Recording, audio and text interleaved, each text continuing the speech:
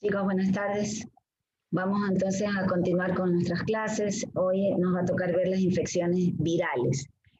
A propósito, no sé si se fijaron, las notas ya están subidas.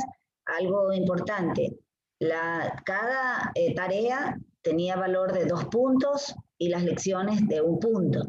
Entonces, por esta ocasión, los foros y pues la pregunta de rebote por ese primer parcial realmente no lo validé tanto, sino que solamente me di cuenta. Si una persona tiene ya reincidente que saca, no manda, no hace tareas, no sube tal cosa, no me contestó la lección, entonces pues lo valoro, pero mientras tanto no. Y es la nota del examen que ustedes ya la vieron en el Moodle. Bueno, ahora vamos a ver entonces lo que corresponde a este tema también muy bonito, muy interesante, chicos, y pues muy común, ¿verdad? De mucha prevalencia a nivel del mundo. Entonces vamos a ver las infecciones virales y dentro de esto vamos a ver los virus que tienen importancia a nivel de dermatología. Bueno, inclusive, pues para hacer una acotación al momento que nosotros estamos viviendo, y tenemos que inclusive hoy por hoy hasta el coronavirus, ¿verdad? Hasta el coronavirus sabemos que tiene manifestaciones cutáneas. Sin embargo, pues no se lo pone en esta ocasión porque estamos hablando de los que son de prevalencia, ¿no? O sea, los que tienen más relación desde hace muchos años atrás con los problemas dermatológicos. Entonces aquí tenemos los dos grupos que son los ADN virus y los ARN virus. Dentro de los grupos ADN virus tenemos a los herpes virus, ya vamos a estudiar cada uno de ellos, el tipo herpes simple tipo 1, tipo 2, vamos a ver el herpes virus varicelae y otros, ya lo vamos a estudiar ya mismo.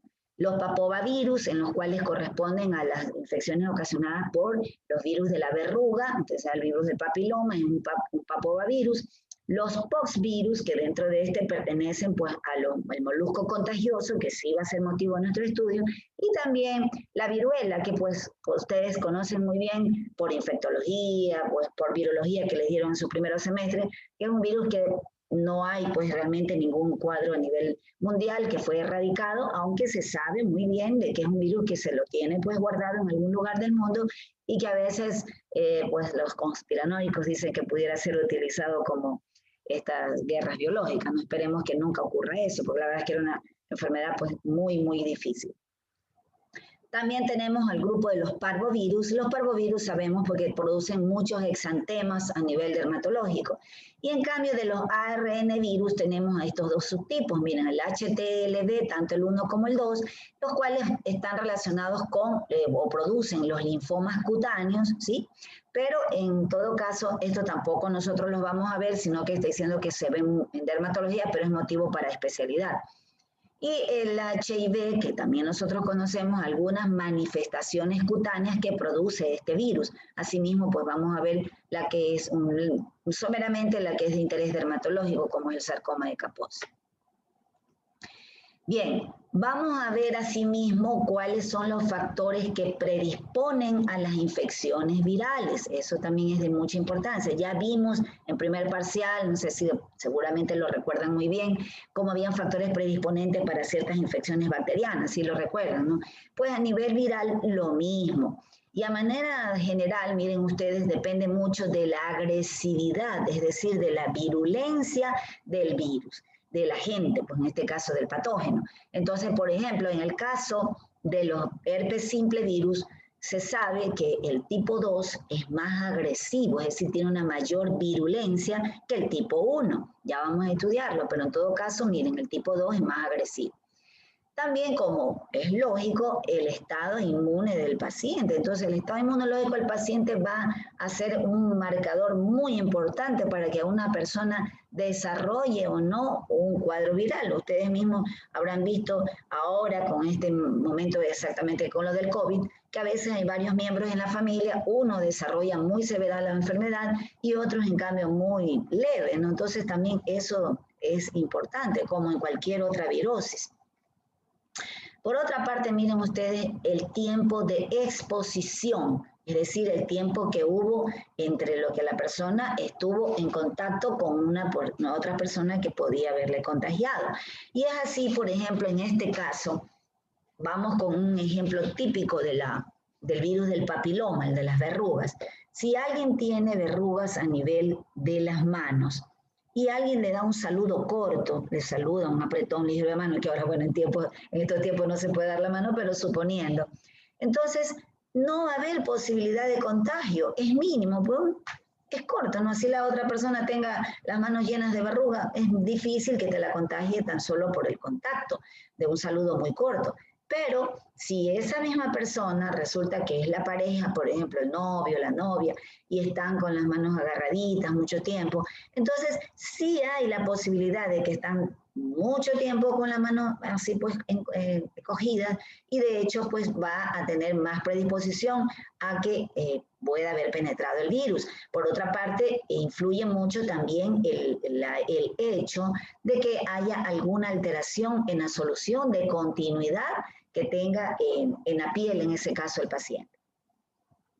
Y también el sitio de inoculación. Entonces, con el mismo ejemplo del virus del papiloma, les decía que, por ejemplo, a nivel de las manos, aún es más difícil, a pesar de que haya un poquito de contacto más prolongado, más difícil que te lo contagien. Si ustedes recuerdan, el estrato córneo en palmas y plantas es bastante grueso. ¿Se acuerdan que les decía que puede llegar hasta 100 capas de estrato córneo, que realmente corresponde a una barrera muy eficaz? El efecto barrera que tiene la piel está dado, entre otros, pues por lo que hablábamos, el estrato córneo es más grueso. Pero en cambio, a nivel de ciertas áreas, como por ejemplo a nivel genital, ese mismo virus de VPH, debido al sitio de inoculación, un sitio pues que no tiene esa área de la piel, no tiene suficientes capas de estrato córneo. Además, pues generalmente durante un coito hay microtraumatismo, entonces hay facilidad de que por ahí penetre, hay un tiempo asimismo pues prolongado, entonces siempre va a haber la mayor posibilidad de que si alguien tiene VPH a nivel genital, hay mayor posibilidad de que se lo pueda haber inoculado a otra persona por el mismo modo, ¿no? Entonces, miren ustedes, es por la situación que les estoy explicando, ¿no? Entonces, estos 4 factores van a depender de que las infecciones virales sean o no más que predisponga a tenerlo. Por otra parte, los diagnósticos de los cuadros virales en general son clínicos. Ya vamos a ir viendo cada una de ellas, uno la ve y no necesitamos hacer ningún examen. Entonces, en alguna ocasión se necesitará hacer examen, pero en general son más de tipo visual, es decir, tipo clínico. Pero, sin embargo, miren ustedes, pues, la reacción en cadena de polimerasa, que hoy en día se la conoce muy bien por el tema del COVID, muy bien, la reacción en cadena de polimerasa, pero que sabemos que no es, en el caso de los virus de interés en dermatología, pues son más costosos y realmente no están al alcance. O sea, en este caso la PCR que tenemos en la actualidad y a precios muy asequibles es por el tema del COVID, pero para las otras no es tan económico. Entonces no es de fácil obtención. Por otra parte, también tenemos el cultivo viral. Igualmente, este cultivo viral realmente nomás se lo hacen determinados sitios de ciertos países por motivos de investigación, no porque se lo haga, yo voy a un laboratorio y hágame un cultivo viral. No, esto no se hace. La visualización del virus, muy importante también. Esto, para poder visualizar el virus, nosotros sabemos que los virus son las partículas más pequeñas que hay, ¿no? Son microorganismos más pequeños en comparación con una bacteria, que son las que se puede observar en un microscopio de luz. Por ende, el virus solamente se lo puede ver con microscopía electrónica y como son equipos demasiado costosos, no se los tiene cualquier laboratorio y por ende no es fácil acceder a este tipo de observación. Entonces, por ende, son más que nada para tipos de investigación y, repito, en países pues con un nivel más elevado, muy elevado.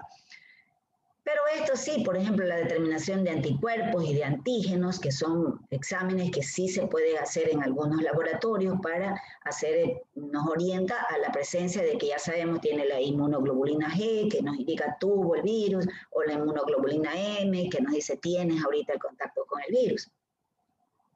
Luego tenemos otros como la inmunofluorescencia, que realmente también se lo utiliza en ciertos casos, pero más, como digo, como con fines de investigación. el radioinmunoanálisis, que por ejemplo está en el ELISA, pero más que nada para ciertas patologías como por ejemplo el VIH. Y estas dos últimas que sí se pueden utilizar, ya la vimos, recuerdan el primer parcial, el famoso test de Sank, ¿verdad? El test de Sank que ya sabíamos, que yo les explicaba que solamente se lo investigó al principio o se lo utilizó para el diagnóstico del herpes, justamente del herpes simple, ¿no? Cualquiera de estas infecciones herpéticas, también podría ser hasta una varicela, como ya veremos más adelante. Pero en todo caso, es para este tipo de patologías que se descubrió o se lo empezó a utilizar. Posteriormente ya vimos de que también este examen se lo puede utilizar para determinar ciertos cánceres. ¿Se acuerdan que les decía? Hay cierto tipo de cáncer, sobre todo donde es sitio difícil de hacer una biopsia, ahí podríamos hacer una biopsia cutánea. Pero en realidad su utilidad principal es a nivel de estudio de las infecciones herpéticas. Y finalmente, pues tenemos ya la biopsia cutánea, que ustedes también la conocen muy bien, que nos puede dar justamente diagnósticos. En algunas ocasiones vemos, obviamente no vamos a ver tampoco los virus, sino que lo que vamos a ver es las alteraciones histopatológicas que produce justamente cualquiera de estos virus a nivel de cualquiera de los estratos de la piel. Entonces, este es muy importante, ¿no? Ante ciertos diagnósticos que ustedes tengan todavía dudas, ¿no? Pero repito, en general, siempre el diagnóstico más es por la visualización de la manifestación clínica. Entonces, ahora sí vamos a estudiar el primer grupo de los virus que les decía que es los herpes virus. Y para esto, miren, yo les he traído aquí una clasificación, como están viendo aquí, a los alfa herpes virus, a 3 grupos se los divide. El primer grupo es los alfa herpes virus y se les denomina así a este grupo porque tienen una característica de ser recidivantes. Cada grupo, miren ustedes, tienen como algo que los identifica. Y estos alfa herpes virus son recidivantes, es decir, que te da la primera vez, tienes una forma primaria del cuadro y luego se quedan latentes, ¿no? Y en algún momento de la vida, cuando por alguna situación en especial la persona se altera su sistema inmune, entonces van a empezar a producir recidivas, ¿ya? Pueden ser en el mismo año, varias veces o una vez, pero siempre va a haber una recidiva. Dentro de este grupo tenemos a los herpes virus, simple, tanto el tipo 1 como tipo 2. Yo aquí les he puesto entre paréntesis herpes simple, refiriéndome como si fuera el tipo 1, y el herpes genital al tipo 2. En realidad, ambos constituyen herpes simple, sino que como para una manera memotécnica y en algunos textos o algunos ustedes investiguen, lo van a encontrar como herpes genital definitivamente, que aún también ya es un término que se lo está dejando un poco atrás, debido a que realmente, pues ya lo vamos a ver, este herpes no solamente lo vamos a encontrar a nivel genital, este tipo de herpes tipo 2, sino que también lo vamos a encontrar en otras áreas como el glúteo o muslo. Entonces, por eso es que ya está quedando un poco en desuso este término. Sin embargo, pues todavía en muchos textos lo pueden encontrar así. También, como les decía, pertenece a este grupo el herpes virus tipo 3 o herpes virus varicelae, que así se lo denomina, y corresponde al virus de la varicela. O sea, el cuadro clínico primario que va a producir este tipo de virus es a la varicela, que todos ustedes estoy segura que la conocen. Y luego, por alguno que queda en esta etapa de la forma primaria, en algún momento se reactiva el mismo virus, el herpes virus varicelae, y va a ocasionar el herpes zóster. Miren ustedes, pero entonces es el mismo virus, ya lo estudiaremos también. Dentro del segundo grupo tenemos a los beta herpes virus y estos, la característica que tienen es que se los encuentra a nivel de secreciones y también a nivel de la piel, cuando obviamente tiene la lesión en ese momento. Bien, dentro de este grupo tenemos al herpes virus tipo 5, que nosotros lo conocemos muy bien como el citomegalovirus. Sabemos que este citomegalovirus realmente es un virus que más da manifestaciones sistémicas. Sin embargo, pues a veces da algunas manifestaciones inespecíficas a nivel de la piel. Ya vamos a ver por ahí alguna imagen, pero realmente no es tan común.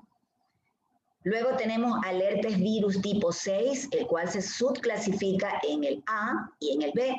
El A, miren ustedes aquí que se lo ha identificado como un agente etiológico de la esclerosis múltiple, una enfermedad que como ustedes la deben conocer muy bien por neurología, pues realmente está muy ligado a este tipo de virus. Mientras que el tipo B está relacionado con la aparición de una patología que ya la vamos a ver ya mismo, que se observa en los niños, en lactantes, pues que se llama exantema súbito. Puede ser en general por el herpes virus tipo B, pero en algunas ocasiones también por el tipo 7. Sin embargo, el herpes virus tipo 7, con la patología que más se la relaciona, es con este cuadro que también lo tenemos que estudiar en detalle porque es muy común, que es la denominada pityriasis rosada de Gibert. Ya la veremos también con detenimiento. Y finalmente tenemos, miren, a los gamma herpes virus. Estos gamma herpes virus se caracterizan es porque son oncogénicos. Es decir, este tipo de virus realmente lo que se caracterizan es porque inducen cáncer. Entonces, dentro de este grupo tenemos al herpes virus tipo 4, que nosotros lo conocemos como el virus de Epstein-Barr. Ahora, miren cómo de qué es oncogénico, pues el Epstein-Barr es aquel que sabemos que va a inducir carcinoma orofaríngeo y linfoma de Burkitt. Entonces, por eso es oncogénico. Y también el herpes virus tipo 8, que nosotros conocemos y ustedes lo conocen muy bien, que es el que va a producir el sarcoma de Kaposi. Ya vamos a ver que el sarcoma de Kaposi, pues, hay la forma endémica y la forma epidémica, o sea, el clásico y el epidémico. El epidémico es el que está en relación con el SIDA.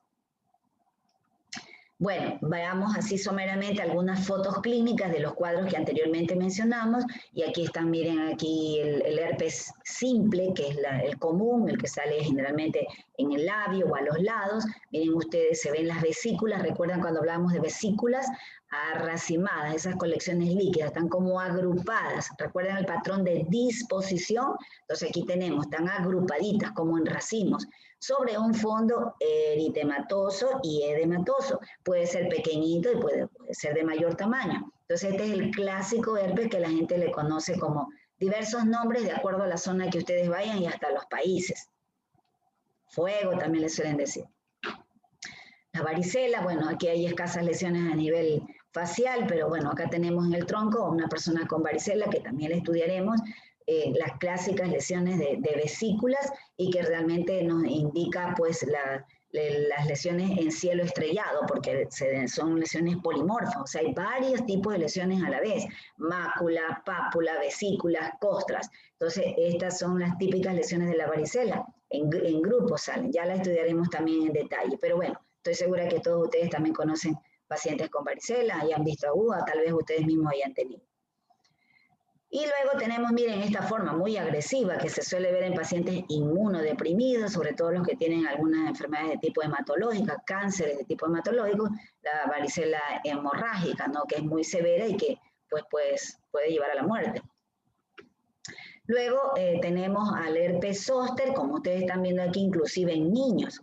El herpes zóster, como ya lo veremos también, que es frecuente en adultos, o sea, te dio varicela de niño y a la etapa de la vida adulta se reactiva y te produce el cuadro herpes zóster. Sin embargo, nosotros podemos ver herpes zóster también a nivel de niños. ¿Cómo se caracterizan? Miren ustedes, vesículas agrupadas, pero que lo importante es que siguen el trayecto de una metámera, un dermatoma. Entonces siguen el trayecto de un nervio. ¿Se acuerdan que estudiamos ese patrón zosteriforme? En este caso, miren. Y acá, pues, en un adulto, ¿no? El mismo, ¿no? Sigue el patrón de tipo zosteriforme, o sea, el dermatoma, ya lo estudiaremos en detalle, ¿no? Caracterizado siempre por el dolor. ¿Se acuerdan de eso que les decía? Los síntomas asociados. Acá tenemos a la pityriasis rosada de Gibert también, que es muy frecuente, por eso esto de aquí va como clase, porque francamente es un cuadro demasiado frecuente y muy importante que ustedes la aprendan a reconocer. Presencia de unos parches, como ustedes están viendo aquí, pues eritematosos con una descamación interna que siguen una disposición horizontalizada. Y lo importante es que tiene como característica es que presenta una placa madre, o sea, una primera placa. También ya la estudiaremos, solamente es para que vayan observando este tipo de lesiones producidas por estos herpes virus. Acá tenemos el exantema súbito, que es lo que se denomina, esto muy someramente porque estoy segura que esto ya lo vieron en pediatría, pero es para recordarles cómo pueden ustedes tener con frecuencia este tipo de pacientes, esta llamada sexta enfermedad, ocasionada por este herpes virus, que les decía que puede ser el tipo 6 y en algunos casos inclusive el 7, pero el 6 más que nada el B. Entonces, esto generalmente, esta patología afecta más que nada a niños desde los 6 meses hasta los 3 años de edad. Y algo que quiero que ustedes lo tengan claro, en que en general estos pacientitos pues son llevados por su cuidador, por la mamá, y les llama la atención es porque tienen un cuadro febril muy alto, generalmente 39 grados, o sea, una temperatura muy alta.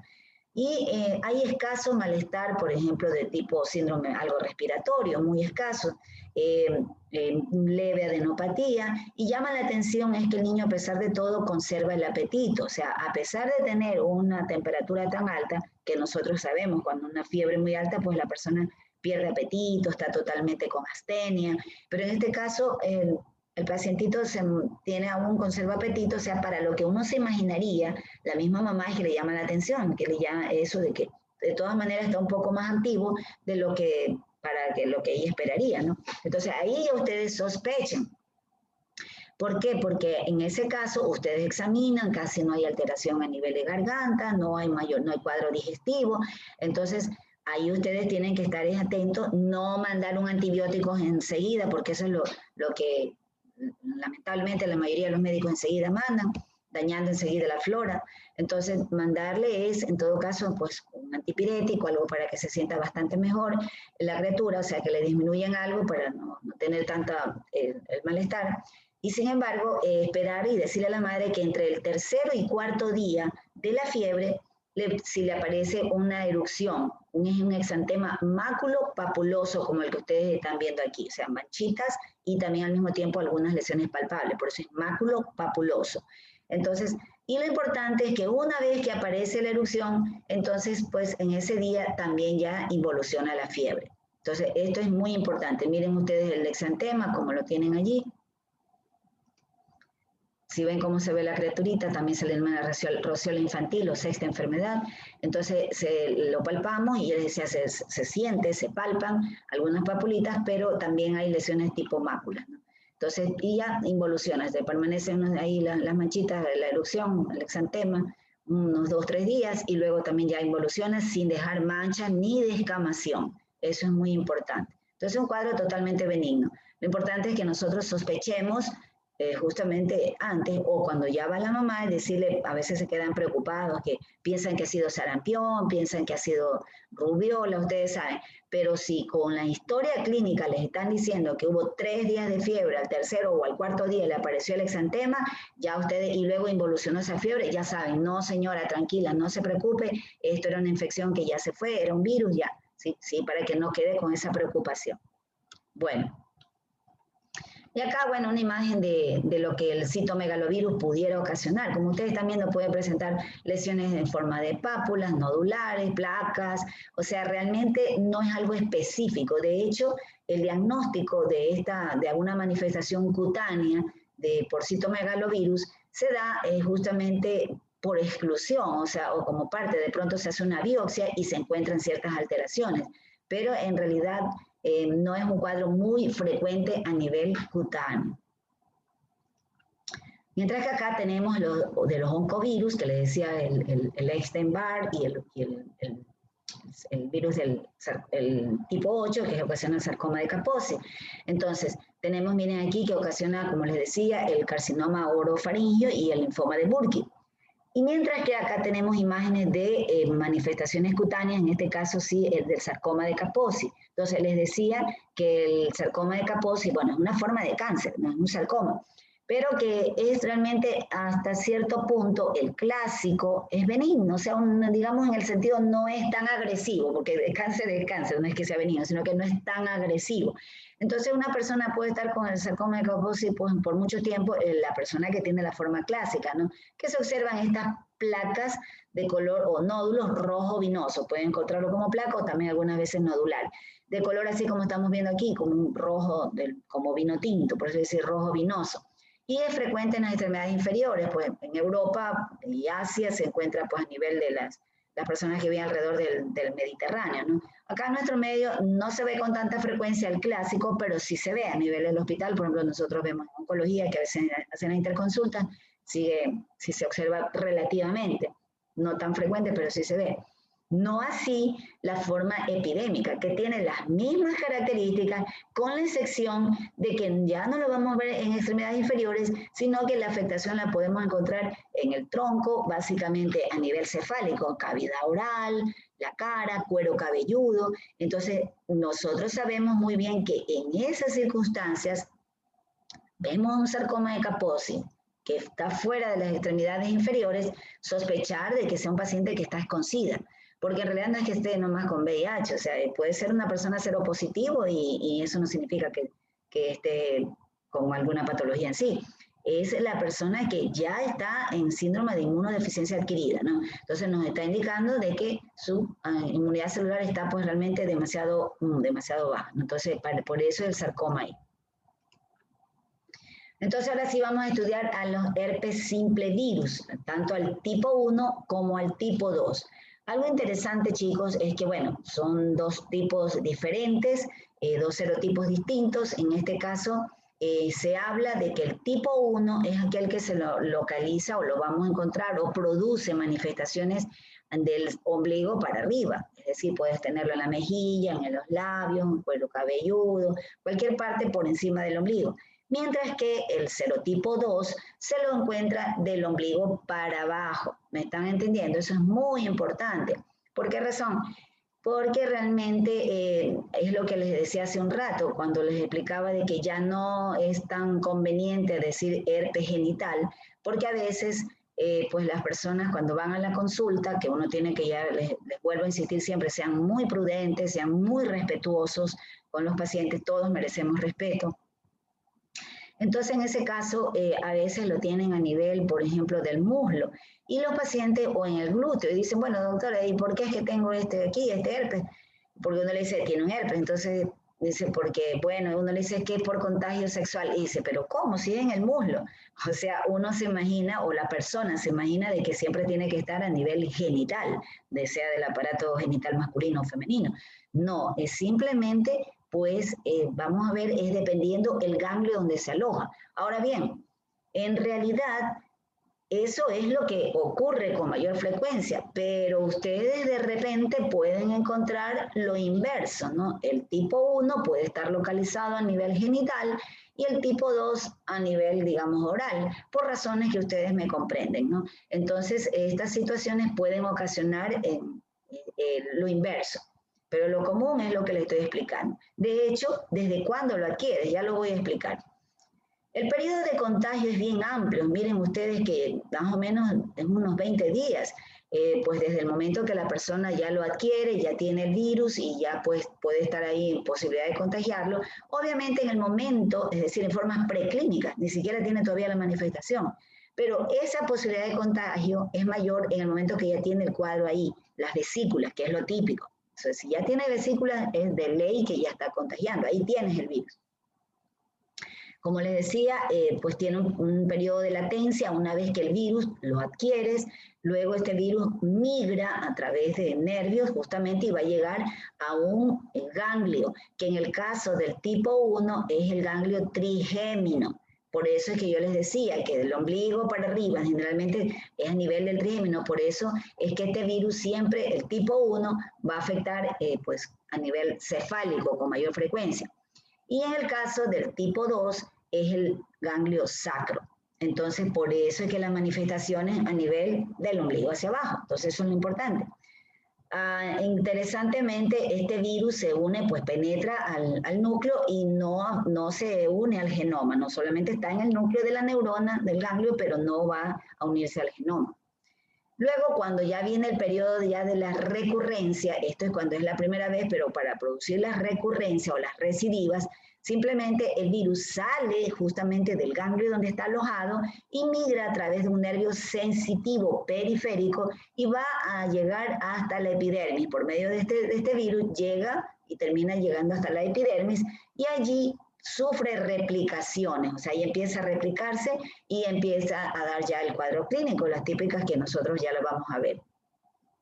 Sin embargo, a veces esa replicación no es suficiente y el paciente lo que entra es un estado de portador asintomático, o sea, tiene a lo mejor parestesias que el paciente a la final no las logra determinar o las confunde con otras picaduras de insecto, de algo que le molesta, un prurito inespecífico, una molestia inespecífica, y en realidad lo que está teniendo allí es el herpes, y entonces es portador asintomático.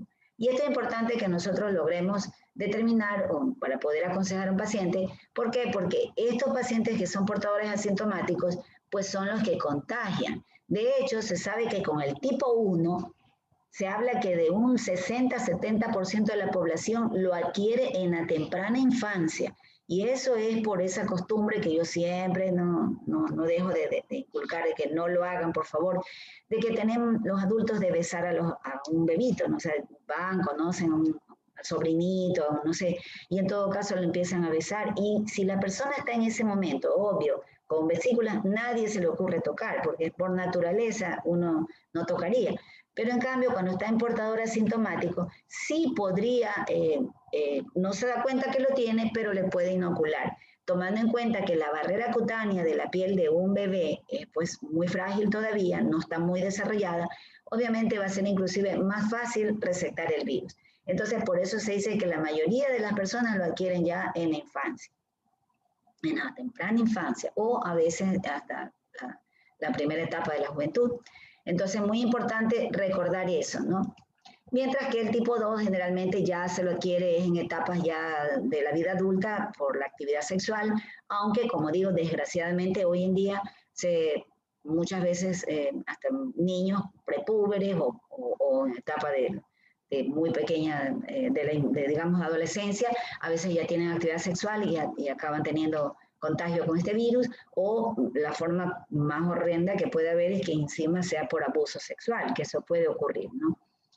Entonces veamos, este cuadro clínico tiene del virus, tiene del herpes virus, dos manifestaciones, o sea, dos etapas.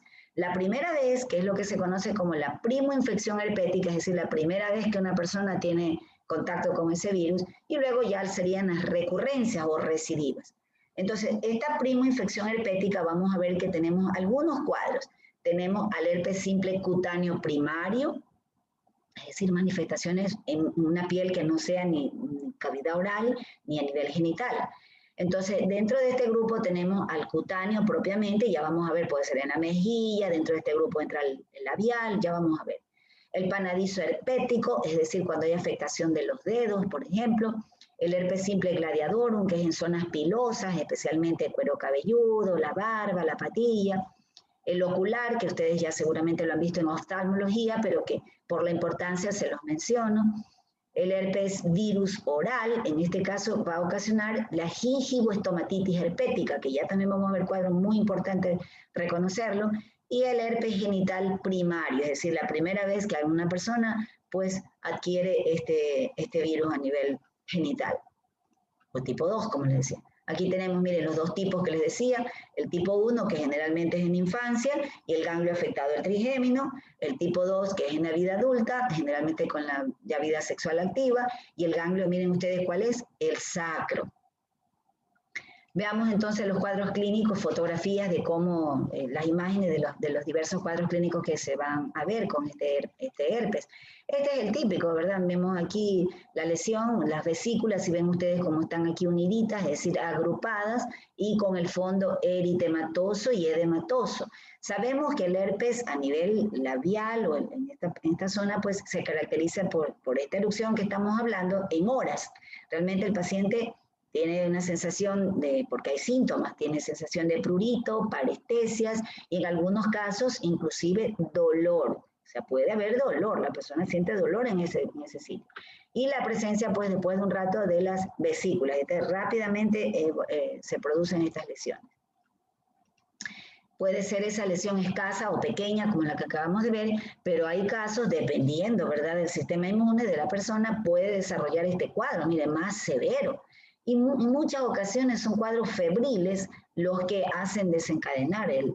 Una vez que el paciente ya tuvo el contagio, ¿verdad? Se lo inocularon y ahí lo tuvo mucho tiempo sin ningún cuadro clínico, pero hace su debut, hace su primera vez, justamente luego de algún factor desencadenante. Entonces, en este caso, no estamos hablando todavía de recidiva, sino que estamos hablando de la primera vez. Entonces, en este caso, pues generalmente por cuadros febriles, por alguna infección coadyuvante de tipo bacteriana. Entonces ya sabemos pues que cuando alguien tiene fiebre, en general está hablando que tiene algún proceso infeccioso, ¿no? Entonces eso hace que aparezca también sobreañadido esto. Miren ustedes también a nivel facial, como les decía, este es el sitio donde le inocularon, porque el asunto es ese. El problema es que una vez que donde le inocularon, entonces la gente tiene la costumbre de besar en la boca a los niñitos, en la mejilla, en cualquier lado. Miren ustedes en este caso las vesículas agrupadas sobre ese fondo eritematoso y edematoso. Entonces, y luego cuando tenga las recurrencias, siempre será en esta misma zona. Puede ser la misma lesión o a su alrededor. En este caso, miren acá a este hombre, pues se lo inocularon aquí, ¿no? Miren las vesículas que están agrupadas sobre ese fondo eritematoso. Ahora, en cambio, acá tenemos a la gingivoestomatitis herpética, un cuadro pues realmente muy importante que lo reconozcan porque cursa pues un cuadro febril muy elevado, realmente la fiebre es muy alta, con adenopatías realmente dolorosas y además algo importante que es el cuadro clínico característico es la presencia de múltiples úlceras como las que ustedes están viendo aquí, pequeñas, pueden ser hasta de 0.5 centímetros de diámetro, con un fondo amarillento. Fíjense bien, por favor, en la fotografía que yo estoy señalando. El fondo es amarillento y están rodeados de este halo eritematoso. Si ven ustedes, hay un eritema alrededor, un halo. Entonces, puede estar, pues, de hecho, afecta la cara interna, la cara mucosa de los labios, los carrillos, el paladar alto, los pilares anteriores y posteriores de la faringe. O sea, toda la cavidad oral está afectada. Entonces, debido a eso, el paciente no puede tomar agua y de hecho ni siquiera puede deglutir su propia saliva. Por eso cuando nosotros vemos a un paciente con estas erupciones aquí, estas úlceras aquí y cialorrea, si ustedes se están dando cuenta aquí, esta criatura tiene cialorrea, entonces ni siquiera tenemos necesidad de examinarle realmente del todo la cavidad oral porque no lo toleraría, realmente ahí el dolor es muy intenso, ¿no? Miren ustedes, no puede tolerar ni siquiera su propia saliva. Entonces tienen cialorrea. Este es un cuadro muy severo, como les decía, dura aproximadamente 2 semanas, pero son 2 semanas muy dolorosas para la criatura. Esto estamos hablando de una primoinfección, es muy largo. En general, la primoinfección herpética, el cuadro es más largo, más duradero y más intenso que cuando son las recidivas. Entonces, este cuadro es común en niños y también a veces pues, en adolescentes o adultos jóvenes. Luego, miren ustedes, tenemos a nivel genital, que mantiene justamente las características de siempre del herpes, las vesículas, como ustedes están viendo aquí, agrupadas, ¿sí? Siempre en racimos, acuérdense el término, con el fondo que está eritematoso y edematoso, ¿verdad? Está como un poquito hinchadito. Siempre, asimismo, hay adenopatía regional, y que son dolorosas, pues se acompaña también de un cuadro febril. Esto no tan intenso, pero en general sí hay cuadro febril, malestar general y obviamente la adenopatía. Y este es el cuadro típico que nosotros tenemos que siempre buscar, vesículas. Ahora bien, no siempre vamos a encontrar a las vesículas intactas como la que acabamos de ver. En muchas ocasiones el paciente, pues por motivos diversos, tarda o no pudo conseguir una consulta, en fin. La cuestión es que a veces cuando nosotros lo vemos en la consulta ya lo vemos en este estado, es decir, ya las vesículas están rotas. Y el momento que están rotas, entonces lo que vamos a ver es las úlceras, tal como vimos la de la cavidad oral, igualito. Entonces ya vemos úlcera, así mismo miren ustedes el fondo amarillenta y con el halo eritematoso, ¿no? Entonces eso es importante, la adenopatía, todo lo que acabamos de decir. En el caso acá también, miren acá las vesículas que ya están rotas, si ven ustedes, pero siempre con ese fondo amarillento y rodeado de ese halo eritematoso. Acá en este caso las vesículas están indemnes, no están intactas. Lo mismo acá en esta mujer, miren ustedes las úlceras, como están de fondo amarillento, y el halo eritematoso. Si ven ustedes aquí, rodeados de ese halo eritematoso. Entonces, a veces en el tema del herpes genital, ¿no? A nivel femenino, como les decía, tienen una dificultad que a veces está localizado en el canal vaginal, a veces está localizado en el meato y también pues muchas veces hasta en el cuello del útero, ¿no? Entonces a veces no es fácil para nosotros pues externamente poderlo visualizar, a veces es necesario hasta un espéculo, ¿no? Pero bueno, nosotros los dermatólogos hasta ahí ya no llegamos, eso ya le corresponde a ginecología. Y miren ustedes acá, también a nivel facial, como les estaba explicando, ya a veces esto es como para que se den cuenta que cuando tengan la consulta, le van a llegar pacientitos que le han puesto pasta dental, una cremita, muchos tratamientos, hasta, a veces no podemos verlo exactamente como nosotros lo teníamos previsto. Acá el panadizo herpético, miren ustedes, en el caso en el panadizo, porque ya es a nivel de los deditos, entonces miren ustedes, generalmente así mismo en niñitos, la misma costumbre de estarles besando, chupándole los deditos, los piecitos, ya no saben a veces qué hacer. La cuestión es que miren, aquí están las vesículas, si ven ustedes, y todo es edematoso. Esto es muy doloroso, créanme, es muy doloroso para una criatura, realmente a cualquiera, pero más que nada imagínense una criatura con esto, todo por un hábito absurdo de que tienen los adultos. Entonces esto suele, y después vienen las recurrencias. Miren acá en esta criatura, aquí el edema, a veces pues hay ruptura ya de esas vesículas y se produce incluso impetiginización, o sea, una infección secundaria, muchas veces por estafilococos, por ejemplo, o por estrepto. Entonces acá tenemos, miren, a las vesículas también, en este caso están intactas, en este caso serían para recidivas. En ocasiones nosotros podemos verlo también a nivel del área palmar, como en este caso, ¿no? Miren, aquí están las vesículas, ¿sí ven? Igual son vesículas, sino que acuérdense que es por el estrato córneo, que son muchísimas capas, ¿no? Entonces no las vemos como muy superficiales, ¿no? Pero sin embargo vemos todo el fondo eritematoso, hay edema y además pues el paciente se queja de dolor. Acá tenemos el herpes simple ocular o oftálmico, que yo les decía que esto, bueno, lo deben haber visto en oftalmología, pero aún así es importante recordar, yo lo que hago es insistirles porque esto constituye verdaderas emergencias, o sea, que ustedes sospechen cuando un paciente les va a llegar con vesículas a nivel de los párpados y que como esta área de la piel es muy finita, rápidamente la persona rompe esas vesículas y aquí más bien pueden ver áreas de exulceración, pues posiblemente dormido o por tratamientos inadecuados puede provocar estas áreas exulceradas. Entonces, preguntar siempre, recuerden que hay dolor, fotofobia, lagrimeo.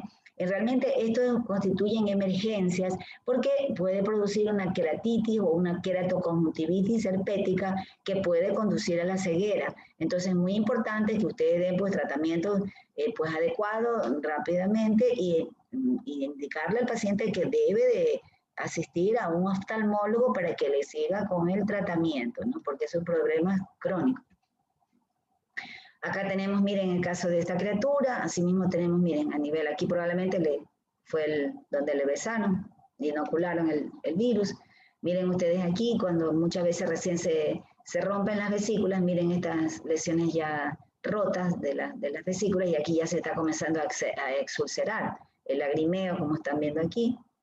Lo mismo acá en este caso esta criatura, por aquí ya hay áreas exulceradas, como están viendo, aquí todavía se observan vesículas, como les decía, las vesículas del herpes tienden a ser umbilicadas también. Mira que no estoy hablando de pápulas, sino de vesículas, o sea, colecciones líquidas, pero tienden a hacérsele como una depresión en la parte central. Aquí está, entonces aquí miren, si el paciente se frotó inadvertidamente, se lastimó y se exulcera, porque esta área de la piel es muy finita, entonces rápidamente se rompe todo. Acá tenemos el herpes simple gladiadorum, que yo les decía que es el herpes a nivel pues, de cuero cabelludo o de áreas pilosas, por eso es más frecuente en el sexo masculino. Eso de gladiadorum es un término que así está descrito desde hace muchísimos años en relación a que se suele presentar en estos pacientes que practican la lucha libre, los gladiadores que había en la antigüedad. Entonces, pero realmente lo puede presentar cualquier otra persona, simplemente es un herpes en zona pilosa. Y ahora vamos a ver unas llamadas formas especiales de herpes simple, especiales o bien por su importancia o por lo que llama la atención por las características, que son diferentes a las que estamos viendo ahorita. Y aquí tenemos en primer lugar al herpes simple neonatal o herpes neonatal simplemente como tal, y que vamos a ver que esto constituye, como es obvio, emergencia. Realmente no es para que ustedes lo traten, sino para que le consigan una ambulancia y lo lleven a un hospital de tercer nivel para que esa criaturita sea pues, internada en una unidad de cuidado intensivo neonatal. Entonces, dentro de este grupo nosotros tenemos al intraútero y al intraparto. Entonces, ¿cuál es la diferencia entre ellos dos? El intraútero es aquel que se produce en general por una primoinfección herpética de la madre, es decir, una mujer que en sus etapas finales del embarazo, pues recién se contagió con el herpes. O sea, ustedes saben que a veces pues hay algunas mujeres o parejas que mantienen actividad sexual hasta bien avanzada el embarazo, ¿no? Realmente yo creo que es contraproducente porque eso pues, se lo enseñarán bien en obstetricia, pero eso hay cosas que uno como médico puede decir, pero hay veces hay parejas que eso es decisión de ellos, pero sabemos que inclusive pues podría ocasionar algún trauma a nivel justamente del embarazo, ¿no? Para producir hasta un adelanto del parto, pero en fin, se suele producir justamente por eso. Entonces ocurre una ruptura prematura de membranas y el virus asciende y penetra y afecta al bebé. Realmente, tanto el intraútero como el intrapartum, porque el intrapartum la diferencia es que se produce es en el momento del parto y ese en cambio generalmente es por una reactivación, o sea, ya es una mujer con antecedentes de herpes tipo 2, pero que en ese momento por algún factor que de hecho el mismo estrés del parto hace que se le reactive. Y entonces a lo mejor esa mujer nunca lo mencionó o ustedes no la conocen porque es una persona que llegó de repente a su hospital o a su centro de salud y le tocó a ustedes atenderle su parto y no conocen, no le han llevado, digamos, su planificación del embarazo. Entonces, pues no sabían de que esa mujer tiene y que realmente lo ideal es que esa mujer tuviera un parto por cesárea, pero les tocará, o sea, puede ocurrir. Entonces, esa es la forma intraparto. Ambos son agresivos, como les decía, pero menos que el tipo intraútero. De hecho, el intraútero, como yo les decía, ya podemos ver la manifestación en el bebé dentro de las 24 a 48 horas de nacido. O sea, es rápido. Tenemos el caso de una mujer que tiene un brote, o tenemos, o sea, en el último, digamos, de semanas de su gestación, entonces ya sabemos que ese niñito, pues, realmente va a tener casi que de inmediato manifestaciones clínicas. Entonces, el asunto es que no solamente vamos a ver a nivel cutáneo, lo que ya vamos a ver las alteraciones, sino que vamos a ver también es este tipo de, miren ustedes, la piel está todavía todavía no completada bien el efecto de barrera, de tal manera que en los sitios donde se les ponen las placas para monitoreo, miren ustedes, pues se producen estas rupturas y grandes exulceraciones, porque estas vesículas se rompen y se desprenden con una facilidad, pero increíble, ¿no? El asunto es que no solamente es a nivel cutáneo, sino que el virus logró penetrar, tuvo más tiempo para estar dentro del útero y afectar al bebé, y produce fallo multiorgánico, o sea, hay afectación cerebral, del vaso, del hígado, de todos los órganos internos. Entonces, estas criaturas realmente tienen un pronóstico muy, muy, muy delicado, realmente pueden morir. La forma, en cambio, intraparto, las manifestaciones clínicas nosotros las podemos ver asimismo ya dentro de 48 horas, pero hasta 20 días después.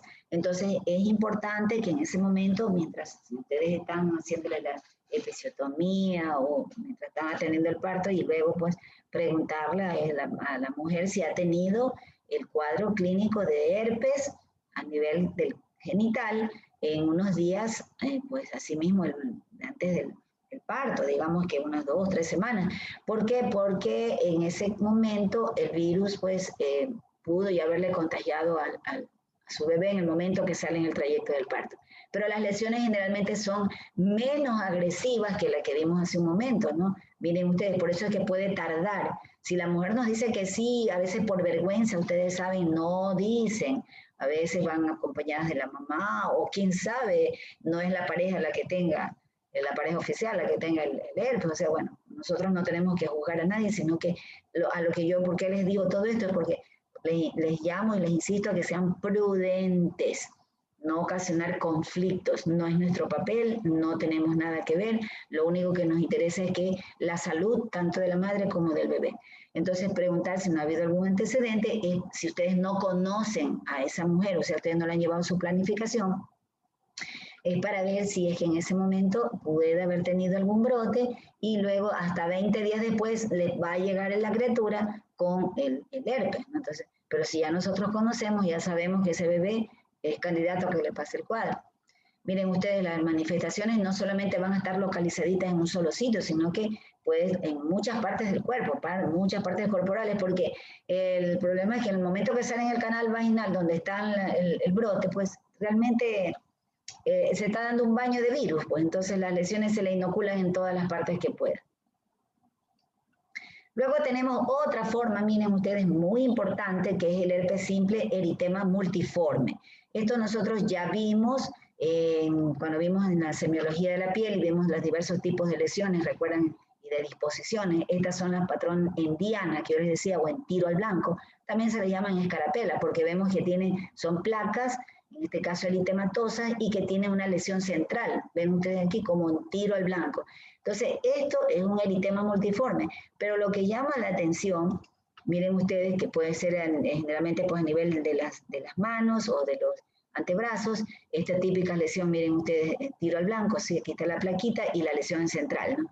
Pero esto es importante, cuando ustedes vean y llega un paciente con estas características, preguntarle, en general es una mujer, se ve en el sexo femenino, porque realmente es una enfermedad de tipo inmunológica, antigénica. Si es que ella ha tenido una semana o 10 días atrás algún cuadro de herpes a nivel genital. Ya sabemos que no necesariamente a nivel genital, sino que puede ser en glúteos, en la parte sacra o hasta en un muslo. O sea, no le ha salido un herpes, unas bombitas de agua, o sea, preguntarle, porque a veces la mujer obviamente no lo va a relacionar. O la mujer ya está acostumbrada, ellos suelen decir, una ronchita que me sale, suelen decir, tengo una ronchita que me sale, doctora, así en el glúteo, bueno, en el muslo, donde sea que lo tenga. Entonces, no lo relaciona con lo que está teniendo acá. Entonces, es en las mujeres, porque sabemos que las mujeres tienen una respuesta inmunológica mayor, ¿no? Entonces, es por eso que hacen como una respuesta al antígeno del virus, hacen esta reacción inmunológica como cuando se hace reacción a los medicamentos. Entonces, por eso se llama herpes simple eritema multiforme. Entonces, hace idéntico como que si fuera una alergia a un fármaco, pero es por el antígeno, en este caso, del virus. Miren acá, como también en el área palmar, si ven cómo se forman también igualitas, ¿no? Simplemente que estas son más profundas, siempre se ven por el estrato córneo, no está más a profundidad. Otra forma también muy interesante y diferente de la que conocemos es la llamada erupción variceliforme de Kaposi. Realmente es una erupción, es una forma de herpes, pero diseminado y que pierde esas características así mismo de la típica que vimos, ¿no? Que son agrupaditas, ¿no? Y es el herpes simple y pues en general el tipo 1. Pero esto nosotros vemos es vesículas, pero diseminadas en forma irregular, a disposición aleatoria, recuerden el término. Entonces, en este caso, se observa en pacientes que tienen dermatitis atópica severa, es decir, que tienen una alteración de tipo pues de la inmunidad celular que suelen tener ellos, ¿no? Los que tienen muy severa su dermatitis atópica. Entonces pueden presentar este cuadro que en ocasiones pues puede ser inclusive muy grave, sobre todo cuando es en niños, puede provocar un cuadro severo que requiere incluso hospitalización, en caso que puede puede producir la muerte.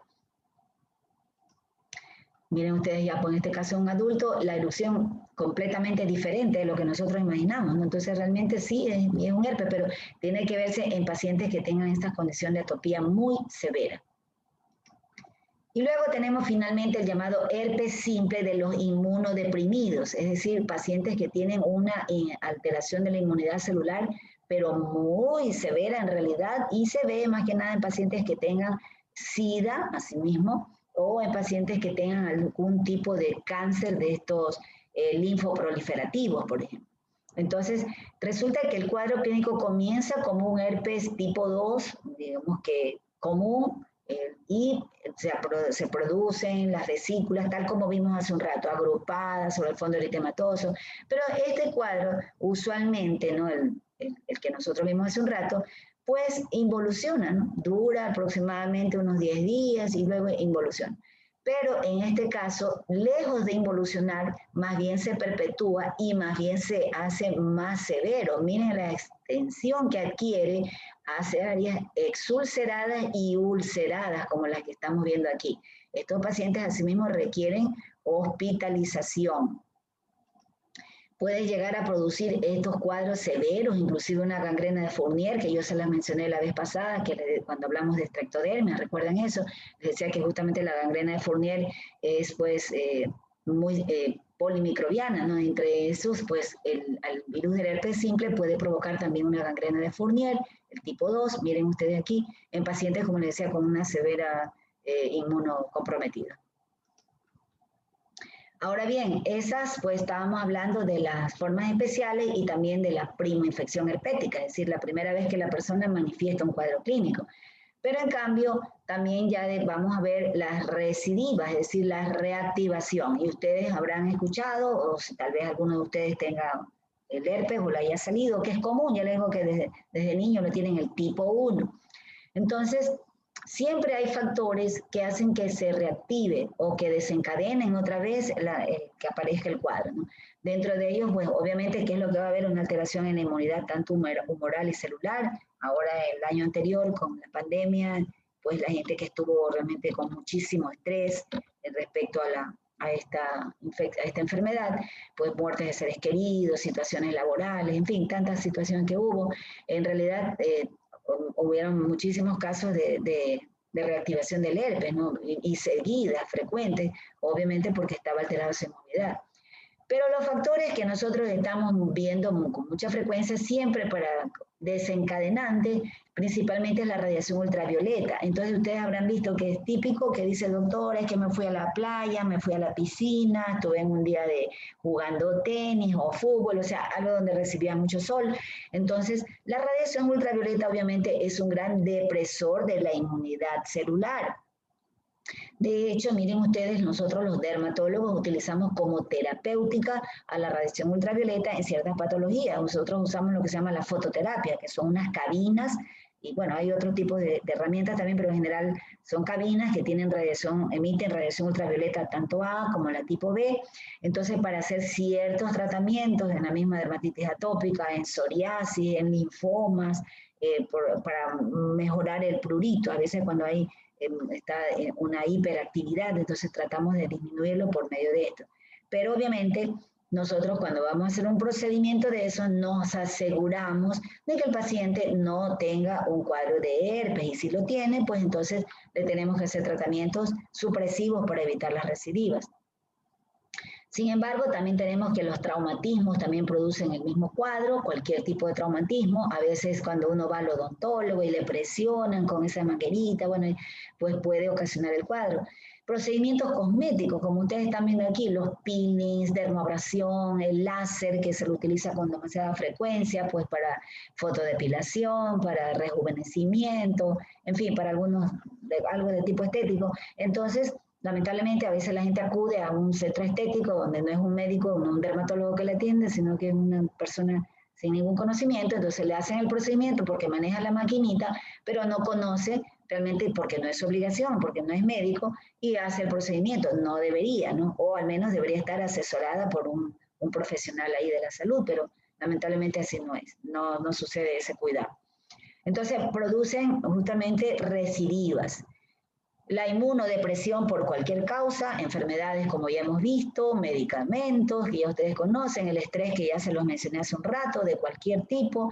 También se ha observado en la menstruación y a ustedes les va a tocar atender pacientes que le va a llegar alguna paciente que le dice, doctor, la verdad es que cada vez que voy a menstruar, unos días antes me sale el herpes, ¿no? Entonces eso también hay que tenerlo muy presente. Entonces todos estos factores, miren ustedes, son importantes para la reactivación.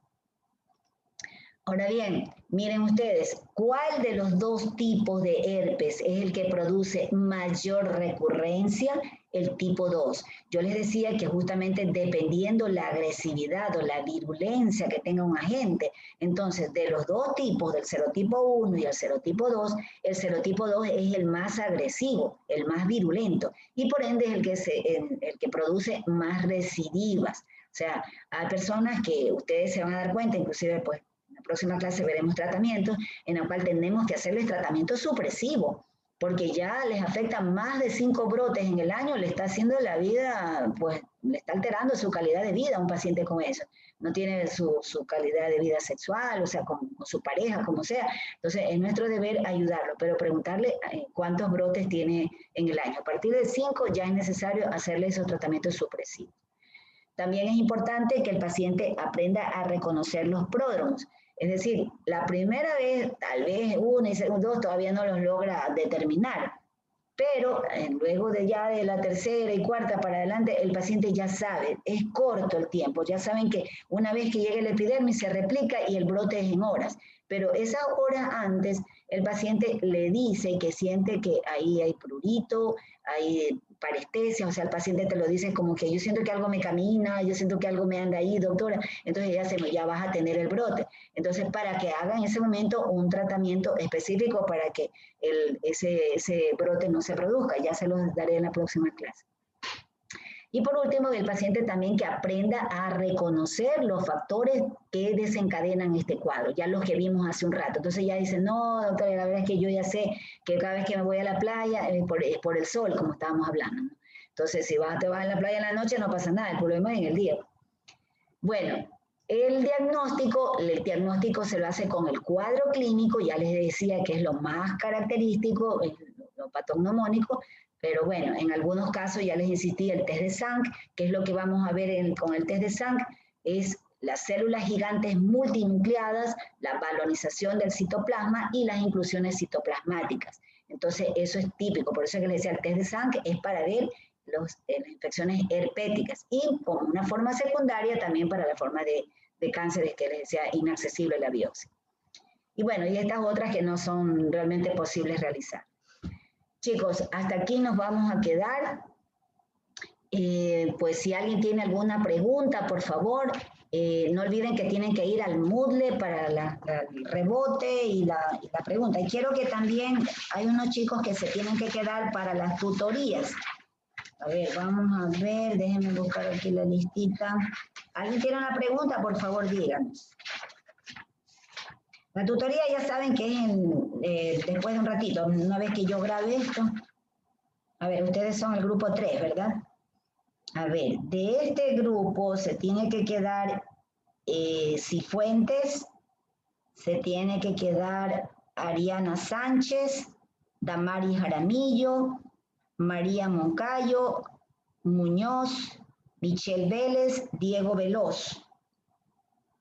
Después iré llamando a sí mismo. Hay algunos chicos que realmente me llamó mucho la atención porque no entregaron tareas y realmente es una pena. La tarea es una forma tan sencilla de ganarse los puntos, pero parece que a pesar de que tienen 7 días para hacerlo, siempre a última hora se les fue la luz y es lo común, o se les fue el internet. A ver, importante lo que mencioné, de los que vuelvo a mencionar, Ariana Sánchez, Damari Jaramillo, María Moncayo, María Muñoz, Michelle Vélez, Diego Veloz. Pero también Cifuentes. Después vamos a ir llamando a otros así para las tutorías. Es importante, Moncayo es por favor imprescindible que se quede. Bueno, ¿alguien tiene alguna consulta? Sí, doctora, yo. ¿Puede repetir cómo se visualiza Valareso? Valareso. Ya, sí. ¿qué es lo que vamos a ver con el test de Zank? Sí. Las células gigantes multinucleadas, aunque eso ya lo vimos en primer parcial, la balonización del citoplasma y las inclusiones citoplasmáticas. Eso es lo típico de las células que estén infectadas por el herpes. Bueno, entonces ahorita voy a proceder a grabar esto y después de unos 10 minutos entran los jóvenes que mencioné. Chicos, ha sido un gusto y buenas tardes. En general sí estoy contenta con ustedes, un buen grupo, pero quiero más, por favor, quiero que sean lo mejor.